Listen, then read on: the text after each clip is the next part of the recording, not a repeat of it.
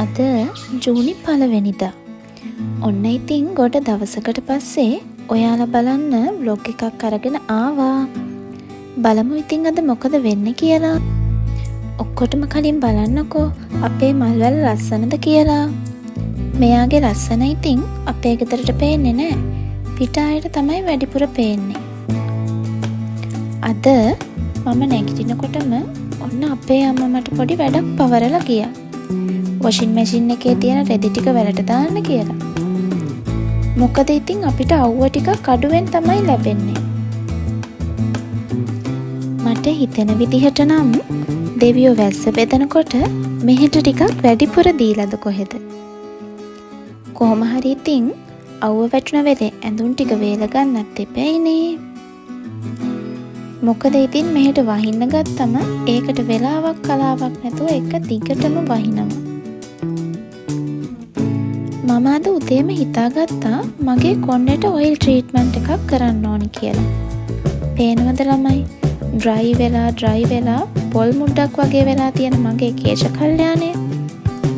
මේ කොණ්ඩේට මාව කොච්චර එපා වෙලාද කියනවනම් එකපාරක් කොණ්ඩේ පීරුවාම ඔළුවට වඩා කෙස් පණා විතුරු වෙනවා.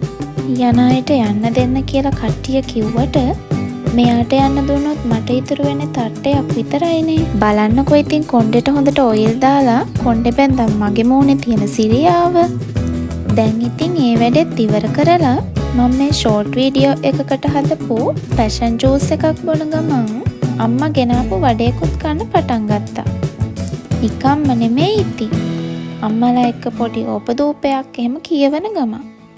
එතකොටනේ ඉතින් ওই කෑම බීම වල රස තවත් වැඩි වෙන්නේ. මේ තියෙන්නේ දන්සල් කඩල. මේක නම් මාර රසයි. බලන්නකෝ අපේ රටේ ආගේ හිත කොච්චර ලස්සනද කියලා. මෙහෙම දේවල් දෙන්න හිතෙන්න තරම් නේද? ඉතින් මේ ඔයිල් එක දාලා පැය දෙකක් විතර ඉන්න ඕන නිසා මම අම්මා එක්ක පොඩි රවුමක් දාන්න ගියා. වටපිට බල මොනවාද මන්ද කියෝ යනවා. මටත් හිතා ගන්න බෑ මම මොනවා කියනවද කියලා.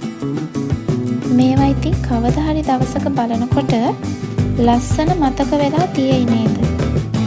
ඇවිදලා ඔන්න දැන් මම නාගන්න තමයි හදන්නේ. කොච්චර අවුව තිබුණත් මෙහි වතුර නම් මාර සීතලයි. නාලා ඉවර වෙනකොට මට හිතුණා හොඳට පායලා තියෙන නිසා අයිස් කියුබ් ට්‍රීට්මන්ට් එකක් කරන්න ඕනේ කියලා. පේනවද මගේ මූණේ රතු පාටට තියෙන පිම්පල්ස්? අනේ මන්ද ළමයි කාගෙන් ලැබුණ දායාදයක්ද කියලා.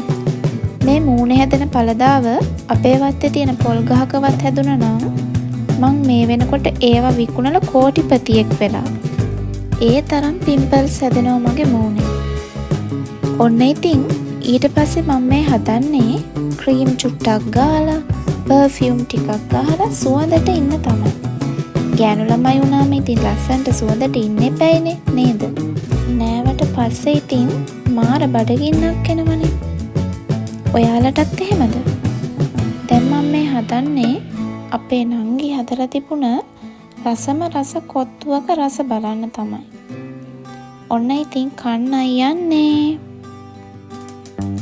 අම්මෝ මේකේ සැර මට හිතෙන්නේ මෙයාට බැරි වෙලා මිරිස් බෝතලේම හලලද කොහෙද? හැබැයි ඉතින් මාර රසයි. සැර වුණාට මොකද ඉතින් රස ඊට වඩා වැඩිනේ කියලා මං ඉතින් නංගි එක කයියක් දාන ගමන් හෙමින් කෑවා. මේ වෙලාවටනේ ඉතින් ඔය එහෙම් මෙහෙන් හම්බෙන රස කතා ෂෙයා කරගන්න ටයිම් එකක් හම්බ වෙන්නේ.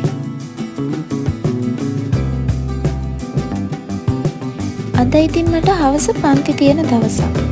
දවල්ට කාලා බීලා තිබුණු වැඩ ටිකක් ඉවර කරලා දැන් මම මේ හදන්නේ පන්තියට අවශ්‍ය පාඩමක් හදාගන්න. කොච්චර මේස තිබුණත් මට නම් මේ ඇඳ තරම් කම්ෆර්ටබල් නෑ කොහෙවත්. මං ඉතින් ඉස්සර ඉස්කෝලේ යන කාලෙත් පාඩම් කළේ ඇඳේම තමයි. මට මේසෙට වෙලා වැඩ කරන්න හිතෙන්නෙම නෑනේ. ඔයාලත් එහෙමද? එහෙම අය ඉන්නවනම් කමෙන්ට් එකක් දාගෙන යන්නකෝ. ඔන්න ඉතින් ක්ලාස් පටන් ගන්න වෙලාවත් ලං වුණා. දැන් ඉතින් මම මේ ලෑස්ති වෙලා ඉන්නේ ක්ලාස් එකට යන්න. මම මේ ඔරෝගෙන වගේ ගියාට වැඩිය ගණන් ගන්න එපා ළමයි. ඒ තරහකට නම් නෙමෙයි. hina වෙවිල් ගියොත් පාරේ ඉන්න මිනිස්සු මං පිස්සෙක් කියලා හිතයි කියන බයට. මොකද ඉතින් මට තාම වීඩියෝ කරන ගමන් එහෙ මෙහෙ ගිහින් පුරුදු නෑනේ. මේක ඉතින් චුට්ටක් අලුත් දෙයක් මට. එහෙනම් මං අදට ගිහින් එන්නම්. ආයෙම ලස්සන බ්ලොග් එකකින් හම්බෙනකල් හැමෝම පරිස්සමෙන් සතුටින් ඉන්න. මම චතු.